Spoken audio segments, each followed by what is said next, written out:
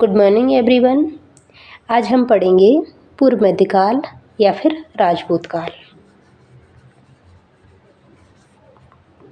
इसी का दूसरा नाम क्या है? पूर्व मध्यकाल।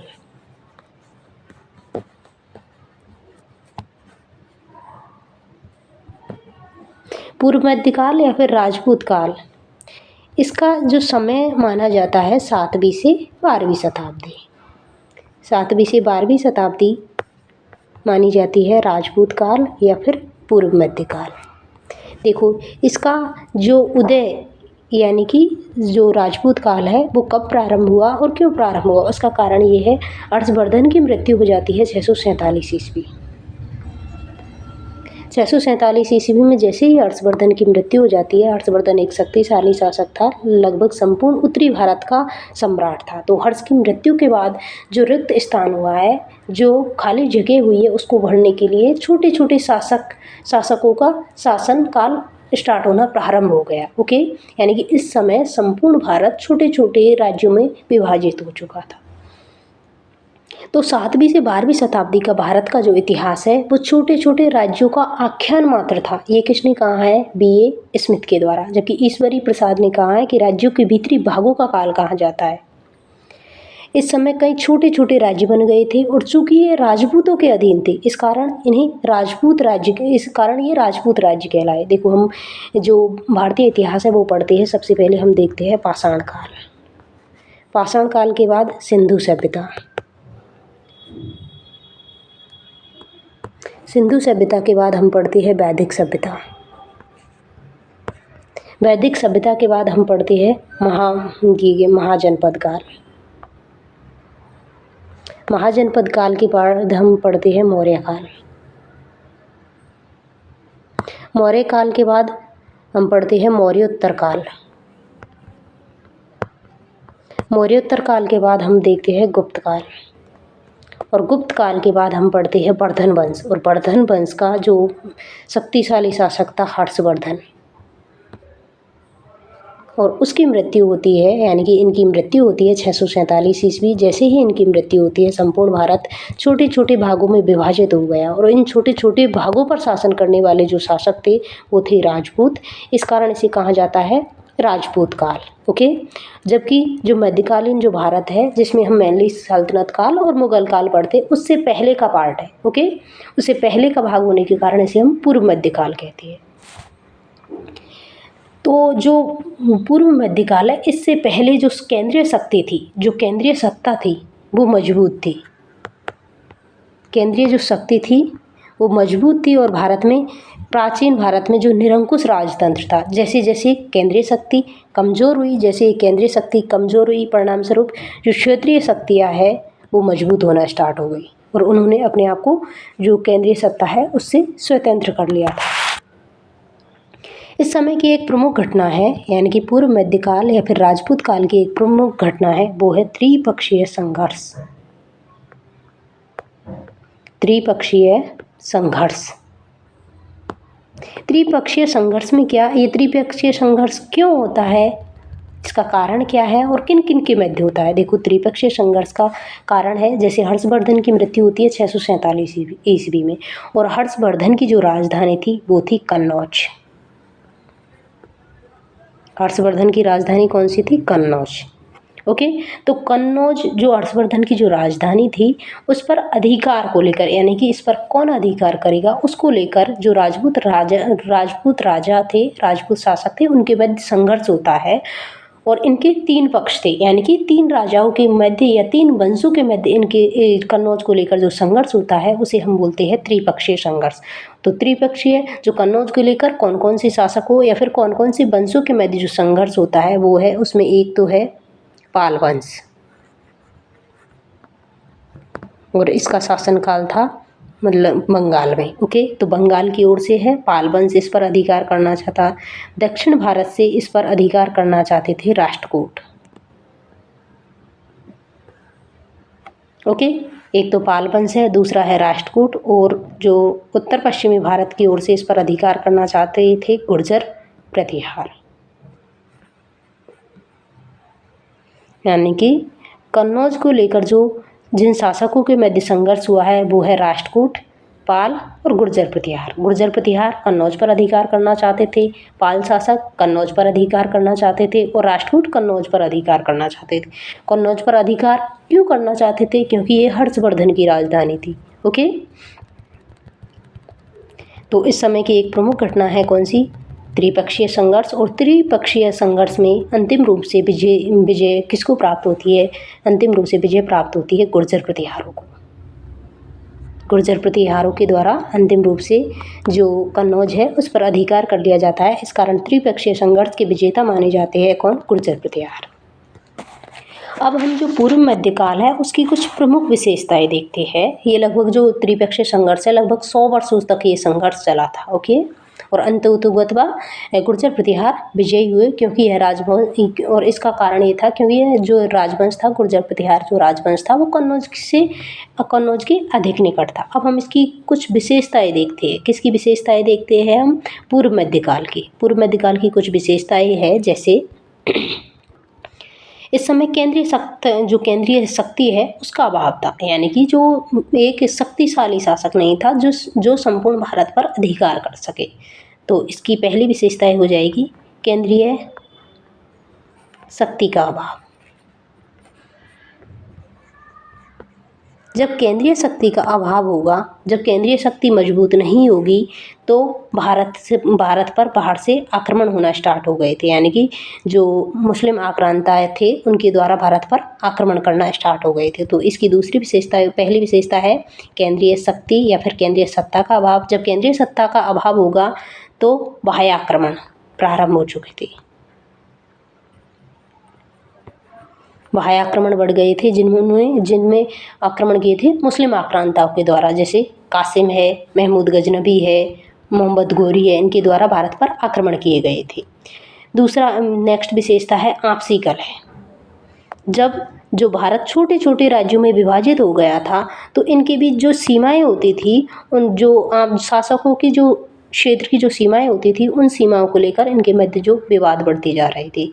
इस कारण आपसी विवाद बढ़ी है जिसके कारण अराजकता का माहौल हो गया था। ओके, यानी कि अराजकता बढ़ी है, आपसी कलह है, अराजकता बढ़ गई थी। असंगठित शासक, यानी कि शासक संगठित नहीं थे, आपस में फूट पड़ी हुई थी। जब ये लोग आपस में लड़ने में ही बिजी रहेंगे, इस कारण इस समय कला और साहित्य जैसे जो विषय है उनका डिक्लाइन हुआ, उनका पतन हुआ है। ओके, इसके अलावा इस समय की एक और प्रमुख विशेषता है, वो है इस समय सामंतवाद का विकास हुआ। सामंतवाद का विकास, तो इसकी प्रमुख विशेषताएं कौन कौन सी हो जाएगी? केंद्रीय शक्ति का अभाव या केंद्रीय सत्ता का अभाव। जब केंद्रीय सत्ता कमज़ोर होगी तो इस समय भारत पर बाह्य आक्रमण बढ़े थे जिसमें मुस्लिम आक्रांताओं के द्वारा भारत पर आक्रमण किए गए थे, जैसे कासिम है, महमूद गजनबी है, मोहम्मद गोरी, इनके द्वारा भारत पर लगातार आक्रमण किए गए थे। ओके, इसके अलावा आपसी कलह, राजाओं के मध्य आपसी कलह बढ़ चुके थे, सीमा विवाद बढ़ गए थे, जिस कारण जो अराजकता फैल गई थी भारत में अराजकता फैल गई थी। शासक एक दूसरे से लड़ने में बिजी थे, इस कारण जो संगठित शासक नहीं थे, यानी कि शासकों में आपसी फूट पड़ी हुई थी। जब शासक एक दूसरे से लड़ने में बिजी रहेंगे, युद्धों में व्यस्त रहेंगे, इस कारण कला और विज्ञान जैसे क्षेत्रों में भारत पिछड़ गया था। और इस समय की एक और विशेषता है, वो है सामंतवाद का विकास। अब हमारा जो नेक्स्ट टॉपिक है वो है राजपूतों की उत्पत्ति। राजपूतों की उत्पत्ति, देखो यहाँ से बड़ा क्वेश्चन बनता है, राजपूतों की उत्पत्ति। राजपूतों की उत्पत्ति से संबंधित प्रमुख सिद्धांत कौन कौन से थे? ओके, राजपूतों की उत्पत्ति से संबंधित जो सिद्धांत है उन्हें सबसे पहले हम दो पार्टों में डिवाइड करेंगे। एक है राजपूतों की विदेशी उत्पत्ति। कुछ लोग मानते हैं कि राजपूतों की उत्पत्ति विदेशी जातियों से हुई है, जबकि कुछ लोग मानते हैं कि राजपूतों की उत्पत्ति भारतीय मत, यानी कि भारतीयों से ही राजपूतों की उत्पत्ति हुई है। देखो, जो विदेशी मत है, विदेशी मत के अधिकांश जो समर्थक है वो विदेशी लोग ही थे, जैसे कर्नल जेम्स टॉड। ओके, इसके अलावा Smith, B.A. Vincent Smith, Cunningham, Jackson, William crook, जैसे कर्नल जेम्स टॉड है, विंसेंट स्मिथ है, कनिंघम है, काल्विन है, जैक्सन है, विलियम क्रोक है। लेकिन जो D.R. भंडारकर जो भारतीय थे उन्होंने भी विदेशी मत का समर्थन किया। तो विदेशी मत का समर्थन करने वाले कौन कौन थे? Colonel James Tod, Vincent Smith, Cunningham, Bhandarkar, Calvin, Jackson, William Crooke. Okay.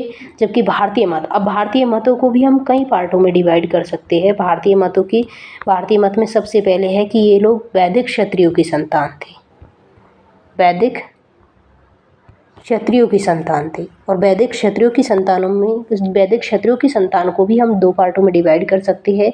जैसे कुछ लोगों का मानना है कि ये सूर्यवंशी थे और कुछ लोगों का मानना है कि ये चंद्रवंशी थे। ओके। इसके अलावा दूसरा मत है जो भारतीय मतों में ही एक दूसरा सिद्धांत है, वो है अग्निवंश से उत्पन्न, यानी कि राजपूतों की उत्पत्ति कहाँ से हुई है? अग्निकुल से। दूसरा मत कौन सा है? अग्निकुल।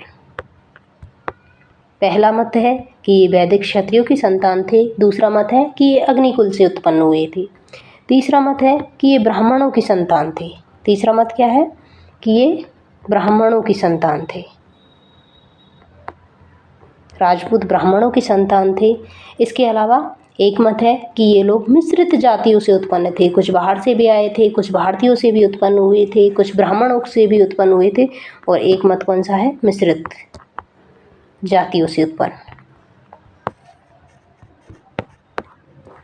सबसे पहले हम देखेंगे कि विदेशी उत्पत्ति से संबंधित जो सिद्धांत हैं उनके बारे में हम देख रहे हैं। क्या? राजपूतों की उत्पत्ति से संबंधित प्रमुख सिद्धांत, एक है विदेशी मत, दूसरा है भारतीय मत। विदेशी मत के समर्थक कौन है? Colonel James Tod, Vincent Smith, Alexander Cunningham, D.R. Bhandarkar, Calvin, Jackson और विलियम क्रोक।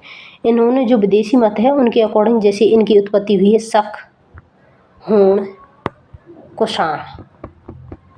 विदेशी मत से जो उत्पत्ति बताते हैं उनका मानना है कि जो राजपूतों की उत्पत्ति कहाँ से हुई है? शकों से, हूणों से और कुषाणों से उत्पत्ति हुई है। अब इसमें विदेशी मत में हम सबसे पहले देखते हैं कर्नल जेम्स टॉड का मत। विदेशी मत में हम देखते हैं जेम्स टॉड का मत। जेम्स टॉड ने क्या कहा है कि राजपूतों की उत्पत्ति किस प्रकार से हुई है? कर्नल जेम्स टॉड ने कहा है कि राजपूतों की उत्पत्ति किससे हुई है? शक या फिर सिथियन। राजपूतों की उत्पत्ति हुई है किससे? शकों से। कर्नल जेम्स टॉड के अनुसार राजपूतों की उत्पत्ति किससे हुई है? शकों से। अब इन्होंने किस प्रकार से खुद को जस्टिफाई किया है कि राजपूतों की उत्पत्ति किससे हुई है? शकों से। और जो कर्नल जेम्स टॉड है उन्होंने ये कहा है कि जो राजपूतों की जो रीति रिवाज थी वो किन से मिलती थी? शकों से या फिर सिथियन से। यानी कि जो शक जाति की जो रीति रिवाज थी और राजपूतों की जो रीति रिवाज थी वो दोनों एक समान थी। यानी कि रीति रिवाज, शक जाति की परंपराएं, विशेषताएं और रीति रिवाज व राजपूतों के रीति रिवाज समान है, अतः राजपूत किन की संतान है? शक जाति की। ओके। जैसे कौन कौन सी रीति रिवाज थी? जैसे सूर्य पूजा है, सती प्रथा है, इसके अलावा है मद्यपान है, अस्त्र पूजा है, रथों का उपयोग है। ये सारी विशेषताओं के आधार पर कर्नल जेम्स टॉड ने क्या कहा कि जो राजपूत है वो किसकी संतान है? शक अथवा सिथियनों की संतान। ये किसका मत है? कर्नल जेम्स टॉड का। कर्नल जेम्स टॉड किस मत के समर्थक थे? विदेशी मत के समर्थक। ओके।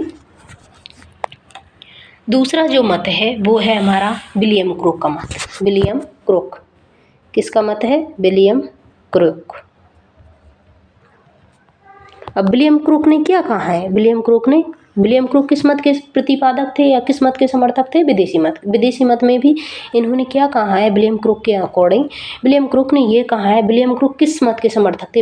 एक मत था भारतीय मत था, एक कौन सा था? अग्निकुल। भारतीय मत है एक, कौन सा है? अग्निकुल। अब इन्होंने क्या कहा है? विलियम क्रोक ने कहा कि जो भारतीयों के द्वारा जो अग्निकुल या अग्निवंश से राजपूतों की उत्पत्ति का जो सिद्धांत है उसमें क्या है कि जो विदेशी लोगों को इन्होंने क्या किया है? भारतीयों ने एक यज्ञ किया है, अग्नि यज्ञ किया है, और यज्ञ में क्या किया है, यज्ञ में जो विदेशी लोग थे उनका शुद्धिकरण किया है। विदेशी लोगों का शुद्धिकरण करके, विदेशी लोगों का शुद्धिकरण करने के पश्चात इन्हें राजपूतों में शामिल कर लिया गया है। यानी कि विलियम क्रुक के अकॉर्डिंग ये है। विलियम क्रुक अग्निकुल के समर्थक के भी सिद्धांत थे। उन्होंने कहा है कि अग्निकुल के जो सिद्धांत में जिस यज्ञ होने की बात की गई है, वह यज्ञ राजपूतों का शुद्धिकरण करने के लिए आबू पर्वत पर किया जा रहा था। तो विलियम क्रुक ने कहा कि राजपूतों की उत्पत्ति विदेशियों से ही है, लेकिन उन विदेशियों को अग्निकुल के द्वारा या फिर जो यज्ञ के द्वारा शुद्धिकरण कर राजपूतों में शामिल किया गया है। ये किसका सिद्धांत है? विलियम क्रुक का। नेक्स्ट जो सिद्धांत है वो है विंसेंट स्मिथ।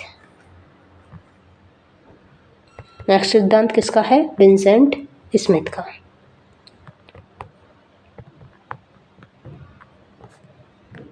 अब विंसेंट स्मिथ ने क्या कहा है? विंसेंट स्मिथ ने कहा है कि राजपूतों की उत्पत्ति से संबंधित दो सिद्धांत है। राजपूतों की उत्पत्ति से संबंधित दो सिद्धांत है। इन्होंने कहा कि जो उत्तर पश्चिमी भारत में जो राजपूत है, उत्तर पश्चिमी भारत में जो राजपूत है, उत्तर पश्चिमी भारत में जो राजपूत है, यानी कि इधर से जो उत्तर पश्चिमी भारत में जो राजपूत है, उनकी उत्पत्ति तो कहाँ से हुई है? विदेशी वंशों से। यानी कि इनके अकॉर्डिंग जो उत्तर पश्चिमी भारत में जो राजपूत थे उनकी उत्पत्ति हुई है विदेशी जाति, उनमें शक, हूण और कुषाण, उनसे हुई है। शक, हूण, कुषाणों से हुई है उत्तर पश्चिम भारत में जो राजपूत थे उनकी उत्पत्ति। और उत्तर पश्चिम भारत में कौन कौन से राजपूत थे? उत्तर पश्चिमी भारत में जो राजपूत थे वो थे चौहान, गुर्जर, प्रतिहार। उत्तर पश्चिमी भारत में कौन कौन से राजपूत थे? गुर्जर, प्रतिहार, उसके अलावा चौहान, परमार और चालुक्य। यानी कि विंसेंट स्मिथ के अकॉर्डिंग उत्तर पश्चिमी भारत में जो राजपूत थे उनकी उत्पत्ति किससे हुई है? विदेशी जातियों, जिनमें शक, हूण और कुषाणों से हुई है। इनमें कौन कौन से है? प्रतिहार, गुर्जर प्रतिहार, परमार, चौहान और चालुक्य। ओके। जबकि जो दक्षिण भारत है और दक्षिण पूर्वी भारत में जिन राजपूतों की उत्पत्ति हुई है वो किनसे हुई है? उनकी उत्पत्ति किनसे हुई है? जो भारत की जो आदिम जनजाति है, भारत की आदिम जनजाति है, जिनमें है गोंड, खरवाड़। भारत की जो आदिम जनजाति है, स्थानीय आदिम जनजाति है, जैसे गोंड है, भर है, खरवाड़ है, इनसे इनकी उत्पत्ति हुई है। और इनमें कौन कौन से राजपूत है? इनमें है चंदेल, गहड़बाल, राष्ट्रकूट। यानी कि दक्षिण या फिर दक्षिण पूर्वी भारत में जिन राजपूतों की उत्पत्ति हुई है उनमें कौन कौन से है? गहड़बाल, चंदेल, गोंड, राष्ट्रकूट। इन राजपूतों की उत्पत्ति किससे हुई है? भारतीय आदिम जनजातियों की, जो स्थानीय भारतीय आदिम जनजाति थी उनसे इनकी उत्पत्ति हुई है। यानी कि जो विंसेंट स्मिथ है उन्होंने दो सिद्धांत दिए हैं कि जो राजपूतों की उत्पत्ति विदेशियों से भी हुई है और भारतीयों से भी। विदेशी राजपूतों से, जो विदेशी जातियों से जो उत्पत्ति हुई है, शक, हूण और कुषाणों से हुई है, जिनमें प्रतिहार, परमार, चौहान और चालुक्य शामिल है। जबकि दक्षिण और दक्षिण पूर्वी भारत में जो राजपूत है उनकी उत्पत्ति हुई है जो ये भारतीय स्थानीय आदिम जनजाति है उनसे हुई है, जैसे गोंड, भर, खरवाड़ आदि जनजातियों से हुई है। और इनसे निकलने वाले जो राजपूत कौन कौन से हैं? गोंड, राष्ट्रकूट, चंदेल और गहड़बाल। ये मत है किसका? विंसेंट स्मिथ का। जो नेक्स्ट जो मत है वो है कनिंघम का। हम पढ़ रहे हैं अभी विदेशी मत, और विदेशी मत में हमने सबसे पहले देखा है कर्नल जेम्स टॉड का मत, दूसरा मत देखा है हमने विलियम क्रुक का मत, और तीसरा मत देखा है विंसेंट स्मिथ का मत। नेक्स्ट जो मत है वो है कनिंघम, अलेक्जेंडर कनिंघम का मत। जो अलेक्जेंडर कनिंघम है उनके अकॉर्डिंग राजपूतों की उत्पत्ति हुई है जो यूची कबीला है, यूची कबीला की उत्पत्ति हुई थी मध्य एशिया से। तो यूची कबीला से एक शाखा निकली हुई है और वो शाखा है कुषाणों की। कनिंघम के अकॉर्डिंग यूची कबीले से उत्पत्ति हुई है किसकी? कुषाणों की। यानी कि यूची कबीलों से निकले हैं कुषाण और कुषाणों से निकले हैं गुर्जर प्रतिहार। कनिंघम ने क्या कहा है, यूची कबीले की उत्पत्ति हुई है मध्य एशिया में। यूची कबीले से निकले हैं कुषाण और कुषाणों से निकले हैं गुर्जर प्रतिहार। और भारत में जो राजपूत है उनकी उत्पत्ति, सभी राजपूतों की उत्पत्ति किससे मानी है, गुर्जर प्रतिहारों से। यानी कि इनडायरेक्ट रूप से विदेशी मत का समर्थन किसने किया है, अलेक्जेंडर कनिंघम। कनिंघम ने कहा है कि राजपूतों की उत्पत्ति यूची कबीलों से निकले कुषाणों से हुई है और कुषाणों से गुर्जर प्रतिहार वंश उत्पन्न हुआ है और जिससे अन्य सभी वंश उत्पन्न हुए हैं। ओके। और इस मत के समर्थन में इन्होंने जो ब्रॉन्ज गुर्जर अभिलेख है 978 ईस्वी का, उसके आधार पर ये बातें कही है। अंत में हम ये देखते हैं कैंपबेल व जैक्सन का मत। कैंपबेल और जैक्सन ने क्या कहा है, कैंपबेल और जैक्सन ने कहा है कि हूणों के साथ जो खंजर जनजाति है वो भारत आई थी। हूणों के साथ खंजर जनजाति भारत में आई थी। नेक्स्ट जो मत है वो है कैंपबेल व जैक्सन का मत। और कैंपबेल व जैक्सन के मत के अनुसार इन्होंने कहा है कि हूणों के साथ भारत में एक जनजाति आई है, कौन सी, खंजर जनजाति। हूणों के साथ खंजर जनजाति भारत में आई थी और इसी जनजाति से गुर्जर प्रतिहार उत्पन्न हुए हैं और प्रतिहारों से अन्य राजपूत उत्पन्न हुए। और खंजर जनजाति के पुरोहित कौन थे, गोहिलोत। ओके। तो कैंपबेल और जैक्सन के अकॉर्डिंग जो राजपूतों की उत्पत्ति किससे हुई है, खंजर जनजाति से। अब हम पढ़ते हैं राजपूतों की उत्पत्ति से संबंधित भारतीय मत। राजपूतों की उत्पत्ति से संबंधित भारतीय मत। और भारतीय मतों में कौन कौन से मत थे, एक है वैदिक क्षत्रियों से संबंधित वैदिक, यानी कि राजपूत वैदिक क्षत्रियों के संतान थे और इसमें दो मतों का प्रतिपादन किया गया है, एक है चंद्रवंशी और दूसरा है सूर्यवंशी। इसके अलावा अग्निकुल से उत्पन्न, ब्राह्मणों से उत्पन्न है, मिश्रित जनजातियों की संतान है। तो जो भारतीयों से उत्पत्ति से संबंधित जो सिद्धांत है उन्हें अब हम पढ़ेंगे। ओके। पहला है वैदिक कालीन क्षत्रियों की संतान। राजपूतों की उत्पत्ति किससे हुई है, वैदिक कालीन क्षत्रियों से। ओके। इस मत का प्रतिपादन किया है सीवी वैद्य के द्वारा। और इसके अलावा दूसरा है GH ओझा, गौरीशंकर हीराचंद ओझा। ओके। वैदिक कालीन क्षत्रियों की संतान, यानी कि राजपूत किसकी संतान थे, वैदिक कालीन क्षत्रियों की संतान। ओके। इस मत के प्रतिपादक कौन है, CB वैद्य और GH ओझा। इनके अनुसार राजपूत वैदिक कालीन क्षत्रिय थे और इनके पक्ष में निम्नलिखित तर्क दिए।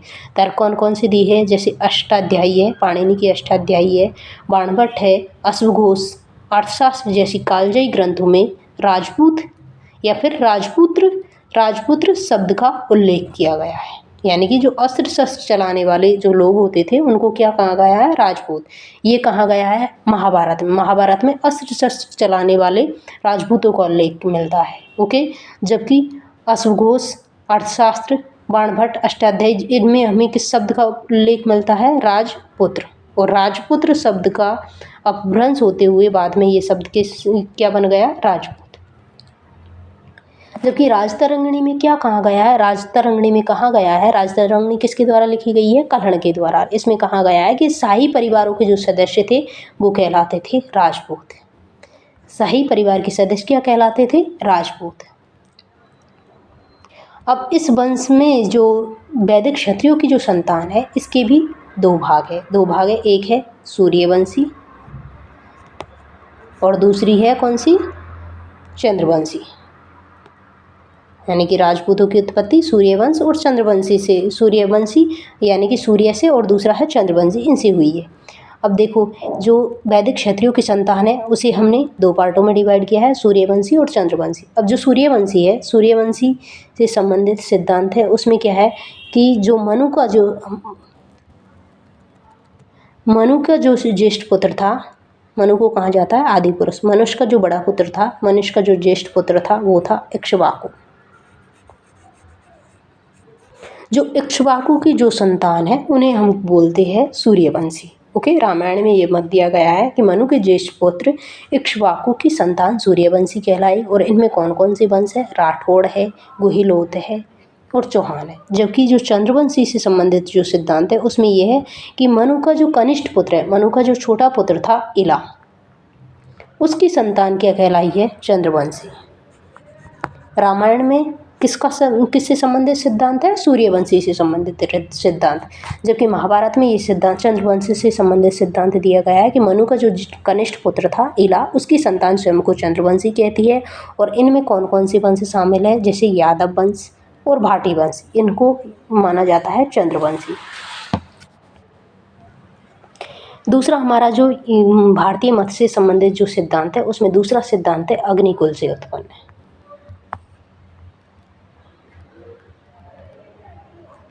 अग्निकुल से उत्पन्न। अग्निकुल से उत्पन्न जो सिद्धांत है उसका समर्थक है कौन?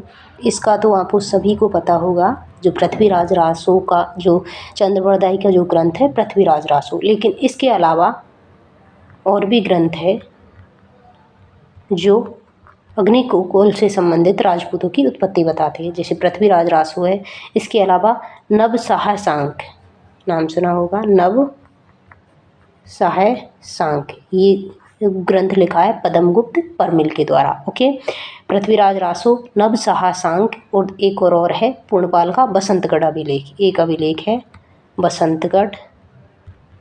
बसंतगढ़ अभिलेख। इन तीनों के अकॉर्डिंग राजपूतों की उत्पत्ति किससे मानी गई है? अग्निवंश से। ओके, इस सिद्धांत के अनुसार वशिष्ठ ऋषि के द्वारा आबू पर्वत पर एक यज्ञ का आयोजन किया गया और इनकी सुरक्षा हेतु, इस यज्ञ की सुरक्षा हेतु अग्निकुंड में आहुति देकर 4 योद्धा को उत्पन्न किया गया और जो 4 राजपूत वंश कहलाए। और इनमें कौन कौन से है? जैसे सबसे पहले उत्पन्न किया गया था गुर्जर प्रतिहार, सबसे पहले उत्पन्न किया गया था प्रतिहारों को। ओके, तो वशिष्ठ ऋषि के द्वारा सबसे पहले उत्पन्न किया गया है प्रतिहार, उसके बाद उत्पन्न किया गया था चालुक्य, चालुक्य के बाद परमार और अंतिम यानी ये लास्ट उत्पन्न किया गया था चौहान। किसे उत्पन्न किया गया है? प्रतिहार, चालुक्य, परमार और चौहान। ओके, तो अग्निकुल से संबंधित सिद्धांत क्या है? इसका समर्थक कौन है? अग्निकुल से संबंधित तो जो अग्निकुल से उत्पन्न यानी कि राजपूतों की उत्पत्ति किससे हुई है? अग्निकुल से। इसका समर्थन किया है नव साहसांक चरित्र, जो किसके द्वारा रचित की गई है? पद्मगुप्त के द्वारा। पूर्णपाल का बसंतगढ़ अभिलेख और तीसरा है जो पृथ्वीराज रासो कृत है चंद्रवरदाई। इस सिद्धांत के अनुसार वशिष्ठ ऋषि ने आबू पर्वत पर एक यज्ञ का आयोजन किया गया। इसकी सुरक्षा हेतु अग्निकुंड में आहुति देकर 4 योद्धा को उत्पन्न किया गया है जो 4 राजपूत वंश कहलाए, प्रतिहार, चालुक्य, परमार और चौहान। ओके, दूसरा सिद्धांत है ये कौन से? ये है भारतीय मत। भारतीय मत में पहला जो सिद्धांत था वो है वैदिककालीन क्षत्रिय, राजपूत वैदिककालीन क्षत्रियों के संतान थे। इसे हम 2 पार्टों में डिवाइड करते हैं, सूर्यवंशी और दूसरा है चंद्रवंशी। ओके, इसके अलावा दूसरा सिद्धांत है अग्निकुल से संबंधित सिद्धांत।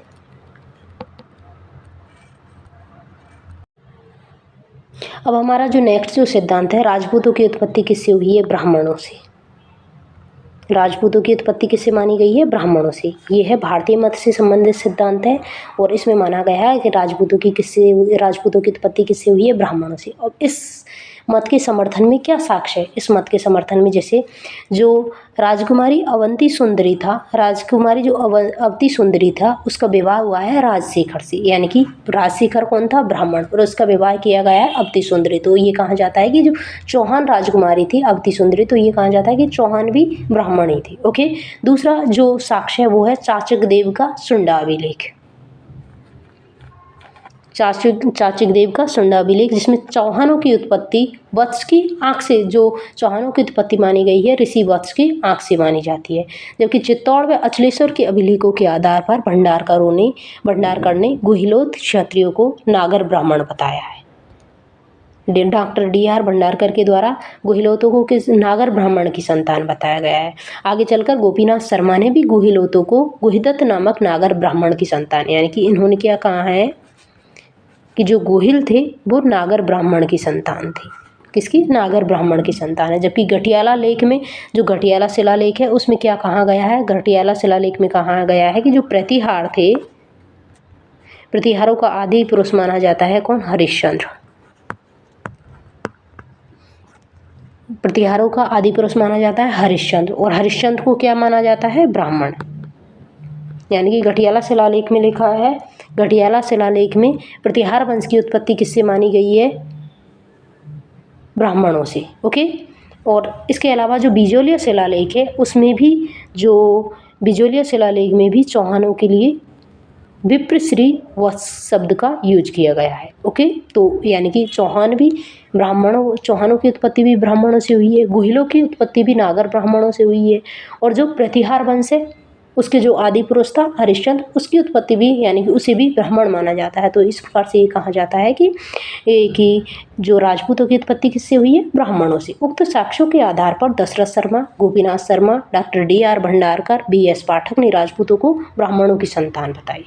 जबकि इस मत का जो खंडन किया है वो है ओझा व C.B. वैद्य। यहाँ डॉक्टर जो गौरीशंकर हीराचंद ओझा और C.B. वैद्य के द्वारा इस मत का खंडन किया गया है। जो ओझा और वैद्य किस मत के समर्थक थे कि राजपूत किसकी संतान है? वैदिक क्षत्रियों की संतान। इसके अलावा जो मिश्रित जाति का सिद्धांत है, मिश्रित जाति का सिद्धांत है यानी कि विभिन्न जातियों का मिश्रण है, राजपूत भिन्न जातियों से राजपूतों की उत्पत्ति हुई है।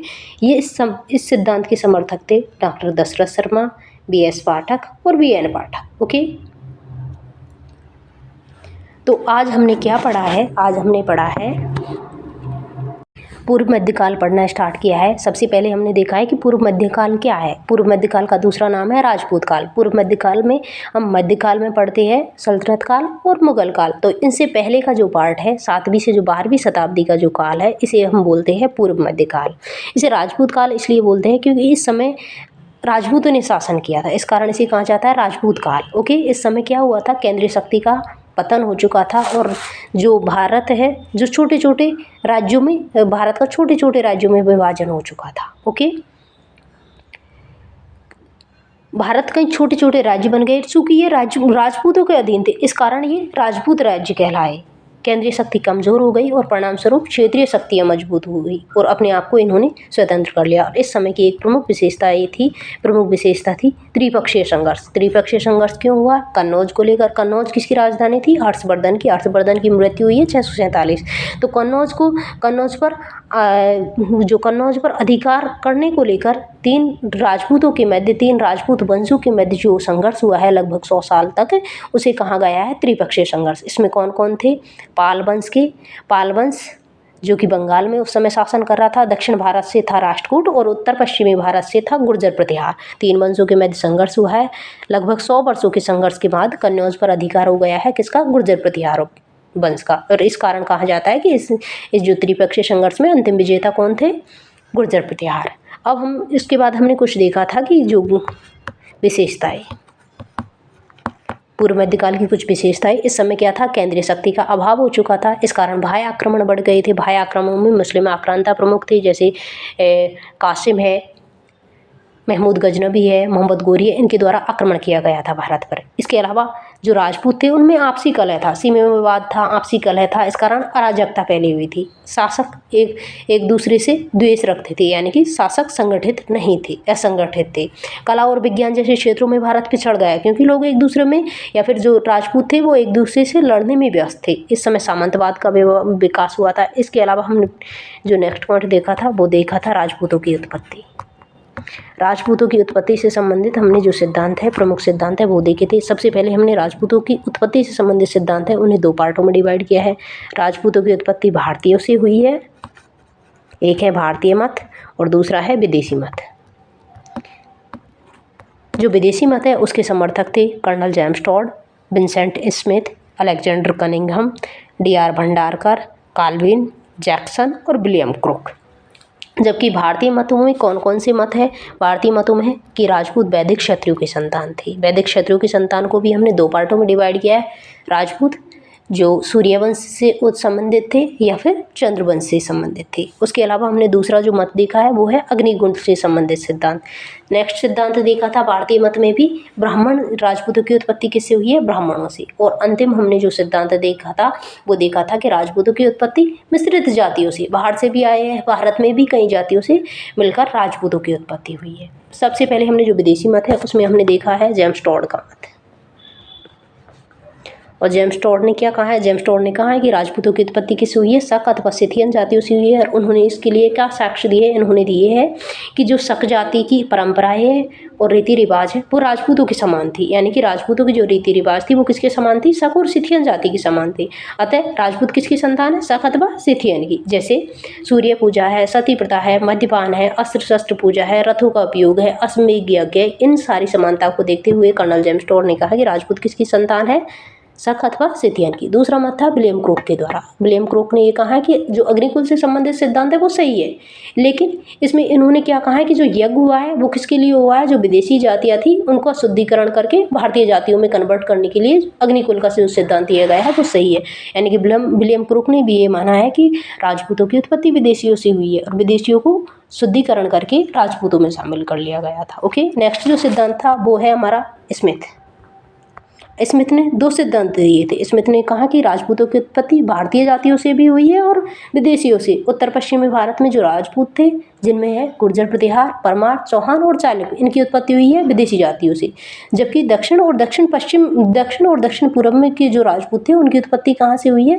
जो भारत की जो आदिम जनजाति थी, स्थानीय आदिम जनजाति थी, जैसे गोंड है, खरवाड़ है, भरे इत्यादि से हुई है। ओके, कनिंघम नेक्स्ट जो मत है वो है कनिंघम। कनिंघम ने कहा कि राजपूतों की उत्पत्ति हुई है किससे? गुर्जर प्रतिहारों से। उन्होंने कहा कि राजपूतों की सबसे पहले इन्होंने कहा कि जो यूची जाति के, यूची कबीले के लोग थे, यूची कबीलों की उत्पत्ति हुई है मध्य एशिया से। ओके, यूची कबीलों से निकले हैं कुषाण और कुषाणों से निकले हैं गुर्जर प्रतिहार, गुर्जर प्रतिहारों से अन्य राजपूतों की उत्पत्ति हुई है। ये किसका मत है? कनिंघम का।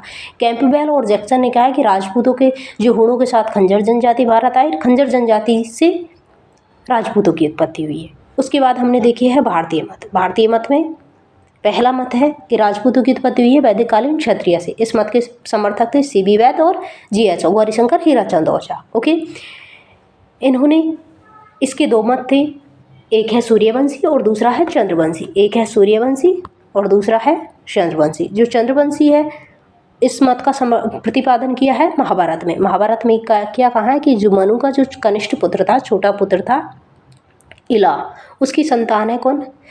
उसकी संतान स्वयं को क्या कहती है? चंद्रवंशी। जबकि मनु का ज्येष्ठ पुत्र इक्ष्वाकु की संतान सूर्यवंशी कहलाई। और ये मत का प्रतिपादन किया गया है रामायण में। जो सूर्यवंशी प्रमुख कौन कौन से राजवंश थे? राठौड़ है, गोहिल है और चौहान है। जबकि चंद्रवंशी में है यादव और भाटी। दूसरा जो हमारा मत था वो था अग्निकुल से संबंधित। अग्निकुल से संबंधित सिद्धांत का सबसे पहले प्रतिपादक या फिर समर्थक कौन थे? नवसहसांक चरित्र किसके द्वारा लिखी गई है? पद्मगुप्त पर मिलके। पूर्णपाल का बसंतगढ़ अभिलेख और तीसरा साक्ष्य है चंद्रबरदाई कृत पृथ्वीराज रासो। इस सिद्धांत के अनुसार जो वशिष्ठ ऋषि है उनके द्वारा आबू पर्वत पर एक यज्ञ किया गया है। आबू पर्वत पर एक यज्ञ का आयोजन किया गया। इस यज्ञ की सुरक्षा हेतु अग्निकुंड में आहुति देकर 4 योद्धाओं की उत्पत्ति की गई है। इनमें 4 योद्धा कौन कौन से थे? प्रतिहार, चालुक्य, परमार और चौहान। ये है अग्निकुल से उत्पन्न, अग्निकुल से राजपूतों की उत्पत्ति से संबंधित सिद्धांत। भारतीय मत से संबंधित जो अगला जो सिद्धांत है कि राजपूतों की उत्पत्ति किससे हुई है? ब्राह्मणों से। राजपूतों की उत्पत्ति किससे मानी है? ब्राह्मणों से। उससे संबंधित जैसे एक साक्ष्य तो ये प्रस्तुत किया है कि जो अवती सुंदरी थी चौहान राजकुमारी, उसका विवाह हुआ है राजशेखर से और राजशेखर ब्राह्मण था। ओके, दूसरा जो समर्थन किया है वो है सुंडा अभिलेख। सुंडा अभिलेख लिखा गया है चाचिक देव के द्वारा। इसमें उल्लेख किया गया है कि चौहानों की उत्पत्ति ऋषि वत्स की आंख से हुई है। ऋषि वत्स कौन थे? ब्राह्मण थे। नेक्स्ट जो अभिलेख है वो है अचलेश्वर अभिलेख। अचलेश्वर अभिलेख में क्या कहा गया है कि गुहिल को क्षत्रियों, जो गुहिल और जो क्षत्रिय थे उनको नागर ब्राह्मण बताया गया है। इसके अलावा गोपीनाथ शर्मा ने भी गुहिलोतों को गुहिदत्त नामक नागर ब्राह्मण की संतान बताया गया है।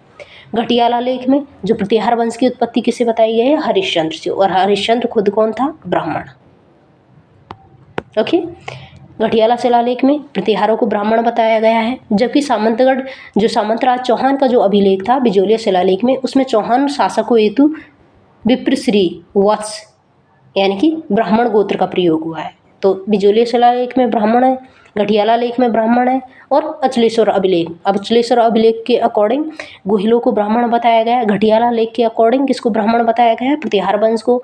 और चौहानों को किसके अकॉर्डिंग ब्राह्मण बताया गया है? बिजोलिया शिलालेख के। उक्त साक्ष्यों के आधार पर दशरथ शर्मा, गोपीनाथ शर्मा, भंडारकर, BS पाठक आदि ने राजपूतों को किसकी संतान बताया गया है? ब्राह्मण की संतान।